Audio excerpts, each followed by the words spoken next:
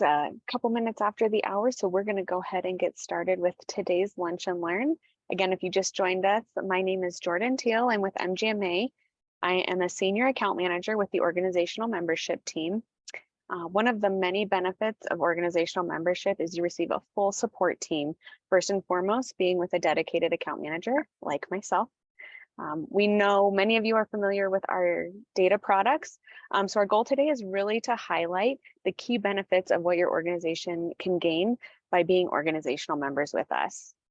As I mentioned, we encourage you to ask questions throughout the presentation in the chat function, as we have MGMA staff members standing by ready to answer those for you. And again, make sure those are visible to everyone and just double check everyone else is on mute today. I know you all are here for all of the riveting content we're going to share, but in case you are also interested in MGMA buying you lunch, we are encouraging you and asking you to schedule a one-on-one appointment with us to see if organizational membership might be a good fit for you. To do that, please reach out to sales@mgma.com. We'll drop that in the chat as well for you to schedule that appointment. To kick us off today, I'm first going to turn it over to Liz Gurley, Senior Data Strategist, to review our data product with you. And she will also cover the key benefits that you receive as an organizational member. One of those benefits being is access to Liz as our data strategist.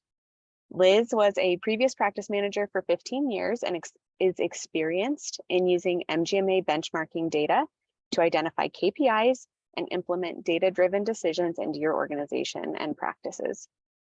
Liz helps support our organizational membership team and our members by hosting training sessions, helping build custom reports, and answering in-depth questions. After Liz, you'll hear from Cassandra Bratton, one of our sales managers, who will highlight all of the educational benefits and resources available to you with organizational membership. So before I turn it over to Liz, this is just a brief history of who MGMA is and what we're known for here. We've been around for just a few years, going on 96 years. And with that, I will turn it over to you, Liz. Great. Thank you so much, Jordan. Thank you to everyone for taking the time to meet with us today.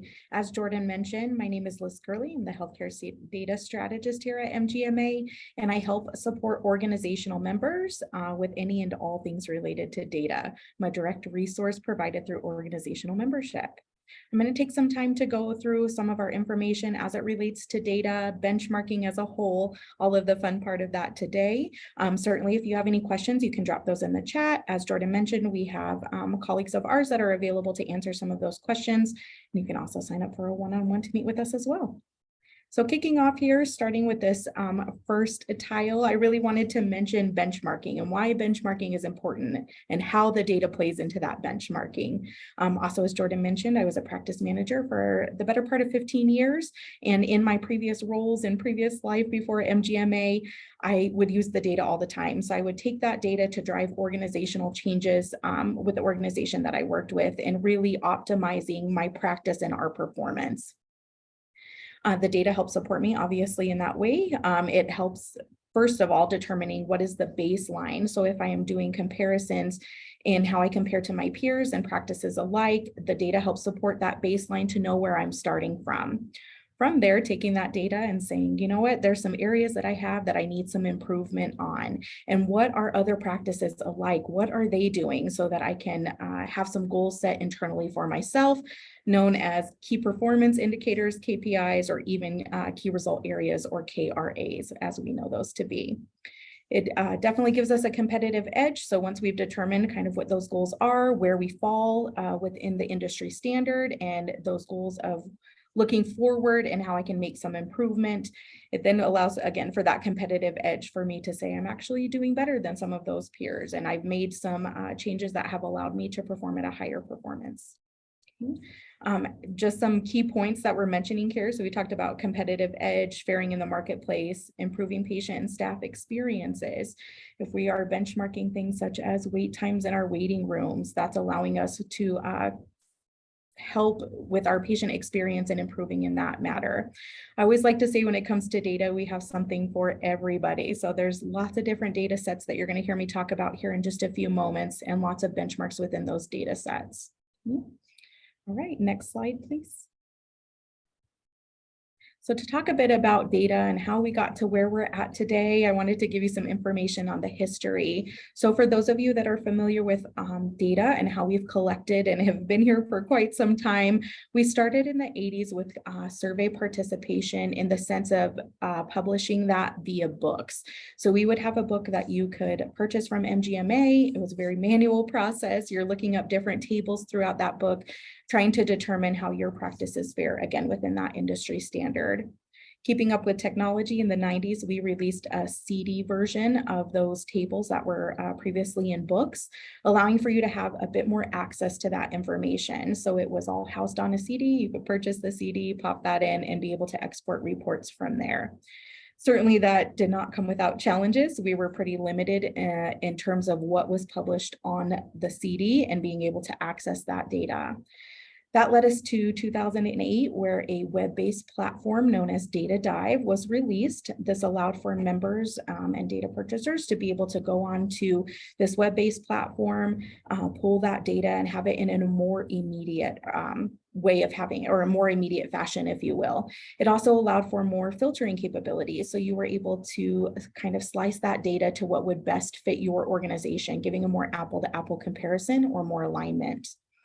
Since 2008 all the way to 2022, there were several versions of the web-based platform that were released. Each time we took that feedback from us internally that are using the data, those that use our data members, or anybody purchasing data, and making some intentional drives towards that and improvements. So that landed us in 2022 with the user experience. For those that do use data and are familiar, we updated our platform. It's the birthday of that platform. So that was in May of last year in 2022. And that was our intention, was really to just make for a more seamless experience when you were extracting that data. Our intention is always to make it as easy as possible for you to be able to pull that data out. Next slide. All right, so you'll see here, we have different areas of data. So I'm going to spend a few moments just explaining what benchmarks you can anticipate to find in each one of these data sets. Starting here with provider compensation. MGMA is very known for our provider compensation and productivity data. It's a heavily participated in survey. Again, we have something for everyone. So if you are part of a hospital organization, or you're a private practice, private equity, maybe if you're even in academia, we have ways in which we can pull that data, and we are collecting for all of those categories. In provider compensation, some of the benchmarks that you can anticipate to find in there are going to be those total compensation packages for providers. We do have data as it relates to physicians, MDs, DOs, advanced practice providers, so physician assistants, nurse practitioners, licensed clinical social workers, lots of different roles and positions, and then it is housed by specialty. So we're also able to identify down to the specifics of a specialty. We have total compensation. If your providers utilized work RVUs as a measure of productivity, we have that data to be able to benchmark there as well. We also have total annualized encounters. So even if you're looking from a volume standpoint, trying to determine what that may look like by specialty or provider. Those are just a few high level. We also have a lot of ratios. So if we're looking at maybe comp to work RVU ratio, or we're looking at gross charges for the professional component for providers, there's lots and lots of data for us to be able to locate in there. In terms of provider compensation, we also have data as it relates to providers who are maybe 1 year post-residency or fellowship, or maybe not necessarily new to practicing medicine, but new to an organization. We can help support you with benchmarking data as it relates to sign-on bonuses or relocation fees. Some of those additional metrics we know to be part of a package when you're looking at recruiting. Next, we have management and staff. So management and staff is compensation as well. However, this is for all of those positions outside of providers. If you're doing recruiting for some of your support level positions such as medical assistants, front office staff, surgery schedulers, all of those positions we have housed in management and staff. What's really great about this data set is we are able to not only break that down to a state level, so we're able to see that in the table version of Data Dive, but our glossaries that are attached to each one of the data sets. So specific to management and staff, we're collecting data on over 200 individual roles. The staff or the management and staff glossary that's attached will actually provide you a brief description of each one of those roles. So when you're looking at benchmarking and saying, maybe there's a difference in the naming of the positions, we're really going to help support you in that way as well to ensure that we're looking at the same data in the same way. Next, we have our cost and revenue data set. Cost and revenue, I always like to explain this, is breaking down essentially a profit and loss statement. So this is really looking at all of that revenue coming into the practice. If we're looking at gross revenue, net fee for service, total investment, or maybe even net income loss, we're able to break that data down. We also can look at the expenses, so the opposite side of that coin. I think money coming in, money going out. So looking at the cost of an overhead, the cost of providers, the cost of staff, to a pretty granular level. We can even benchmark to the level of the cost of furniture or the cost of leasing. So a lot of great information as it relates to that. Notably in cost and revenue, we also have data as it relates to staffing ratios. So if you have a practice, for example, I'll use family practice, and maybe you have 5 providers and you're wanting to know how many medical assistants are being reported from a data perspective to support those 5 providers, or how many staff members do I need for billers, coders in the practice. All of that information is in there. In cost and revenue, not to get too in the weeds here, but it also allows us to apply a data cut. So maybe if your practice looks at staffing to work RVUs, or maybe you look at staffing body to body, so that per provider standpoint, there's lots of ways for us to take that data and really make it applicable to you and your practices.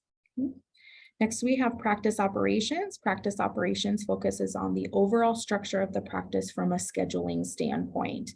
You can think of metrics such as your patient satisfaction. If you're looking at time spent in the waiting room, time spent in the exam room, your throughput or your total cycle time from check-in to check-out. Appointment access, so what's the third next available appointment being reported?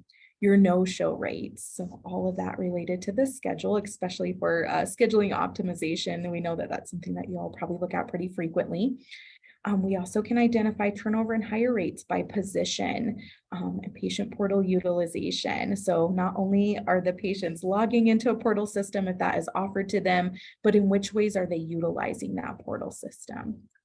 Practice operations, as of last year, we also have information as it relates to value-based care. So a lot of great information in there. Next, we have procedural profile. This is actually a breakout of provider compensation.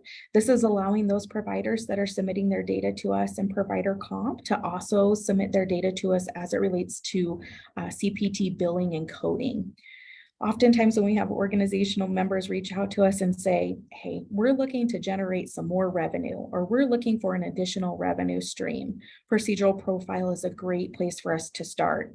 We take this data by saying, you know what, let's pull the top 20 codes of what your providers are billing and coding, and let's benchmark that against other providers in the same specialty to see what they may be billing and coding. Again, an area for us to look at that and say, there's some additional services we could be offering here. Next, we have better performers. Better performers is actually a category or a sample size, if you will, of those practices submitting their data to us who have been identified as better performers in one or more of these categories. This filter can be applied to the data in Data Dive, so you can fare against, here's what we're doing in the industry standard, and how does that compare to these better performers? What are some things that maybe they're doing if I want to be listed as a better performer? Next slide. Wonderful. So what you're seeing here is MGMA Data Dive. For those of you that are familiar, this is kind of the platform in which this looks like. And even for those of you that are not, I'm going to explain this here. I want to take a step back here and just explain a bit about how we receive our data. So we have what I refer to as an annual survey cycle season. Essentially, we open up our survey participation in January of each year, and we collect all of the data from the previous year. Once we start to collect that data, it goes over to our data analytics team, who really works around the clock for several months on end, verifying, validating, aggregating all of that data, getting it ready for it to publish. We publish in the springtime of each year, and we open the surveys with one, we close, we open another. It's the same cadence in which we go to publish. Once all of that data is ready to publish, it then goes into Data Dive. And this is an example of what you're seeing here on the screen. It's saying this data is good to go, everything's been verified, and that's what I have access to when I'm looking at the data. All of our platforms tend to mimic each other, so they each have kind of the screen you'll see here. On the left-hand side, it allows you to make your benchmark selections and then allows for you to filter that data down, again, providing for a more apple-to-apple comparison. Based on your selections on the left-hand side is what's going to produce for you on the right-hand side. Again, you'll hear me say this a lot. Again, we have lots of ways in which we can filter that data down to give you that most alignment. So some filters that you can anticipate finding if you want to look at the data geographically. So maybe you're saying, I want to look at total comp for a urologist, and I want that specific to the southern region. As long as we meet threshold requirements, you absolutely can filter that data down. Okay. Once you have filtered all of the data and determined this is what it looks like for me, this is what I want to export, you'll see at the bottom you have three options. You can save the data tables, allowing for you to save that data. So when you go to access again, it's just there and ready for you. You're not having to reinvent the wheel each time. You can export out to a PDF version, and you can export out to an Excel version as well. This particular screen has some pretty limited data on it, but you certainly can allow to see your sample size at any given point. So if you're saying, this is wonderful that we're looking at benchmarking, but we want to know how many we're benchmarking to, how many providers, how many organizations, that data can be added in, as well as multiple percentiles. So right now we're looking at the 50th percentile, but we have multiple percentiles that you're able to add into the data. Next slide. All right, this is just MGMA stat. So we have I guess I would say a polling feature that you can sign up and elect to participate in. So we send out a polling question every Tuesday that's related to various topics within the healthcare industry. We collect that information. So if you're participating in that poll, we collect that information and then we produce the results via text message every Thursday. It's a really great way for you to have a pulse on real-time data. So this particular MGMA stat poll is just asking healthcare leaders report that they have used benchmarking data in the past year to address a business issue. 82%. Again, tying back to our reason for benchmarking and why it's important to benchmark. Just showing us that 82% have. Okay, next screen, please.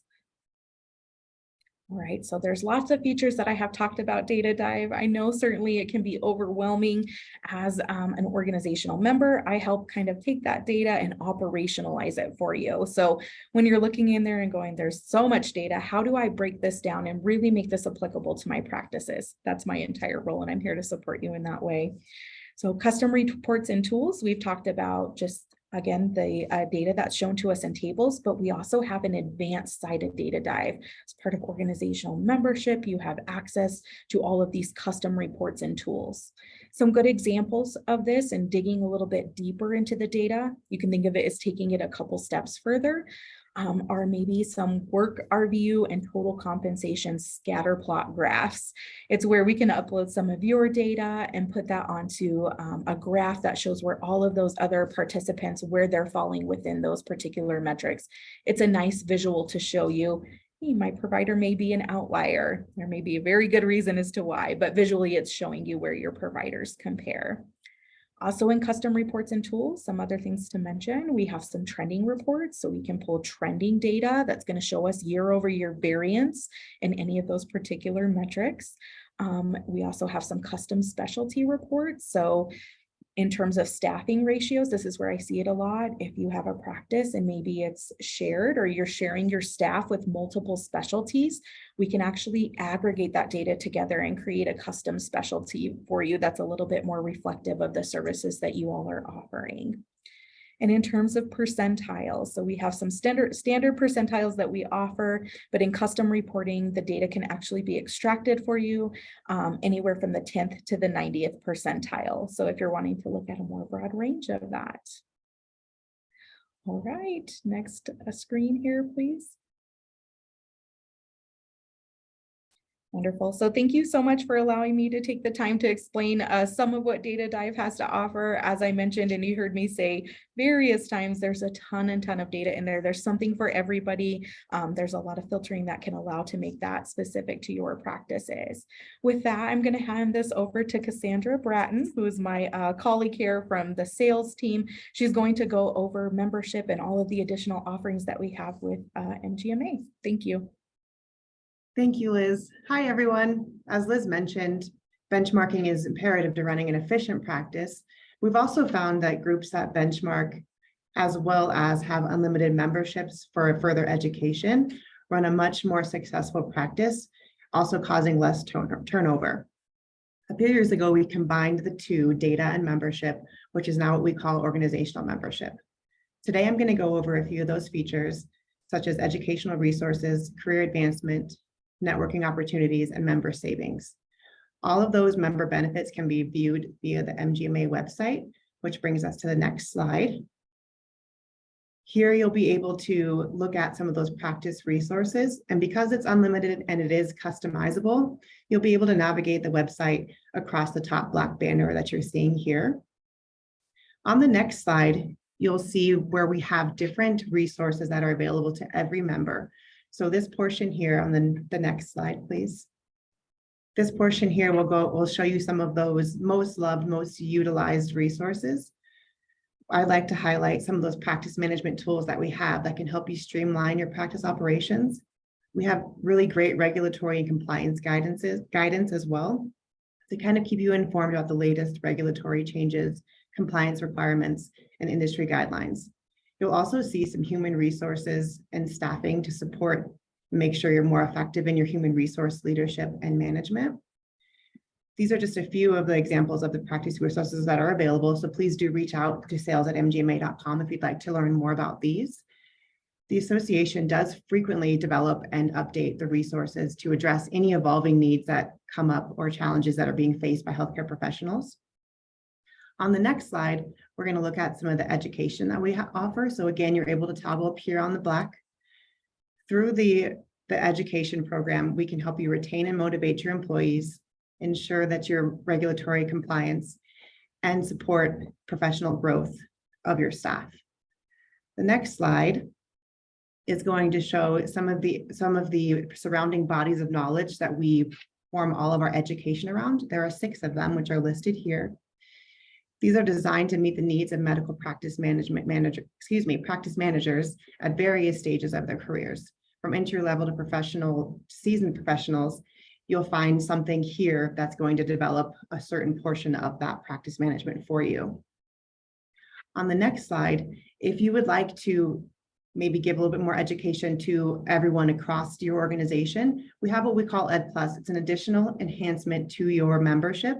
This is going to take a deeper dive into more specific needs per role. These are going to highlight some of those most popular courses that are in Ed Plus. The next slide is going to go over ACMPE, where you are able to become certified in the industry. If you have an employee or yourself that are ready to take your professional development to the next level, you're able to become a certified medical practice executive, CMPE. It's offered by the American College of Medical Practice Executives, ACMPE. This certification is designed for individuals who demonstrate expertise in medical practice management. It requires you passing a really rigorous exam that covers practice management, financial management, human resources, regulatory compliance, and strategic planning. In your one-on-one that you schedule, be sure to ask about our ACMPE credentialing pass. We're now offering a group pricing structure to help certify members all together. We find that those that grow together and learn together, they're more successful when they are taking the exams.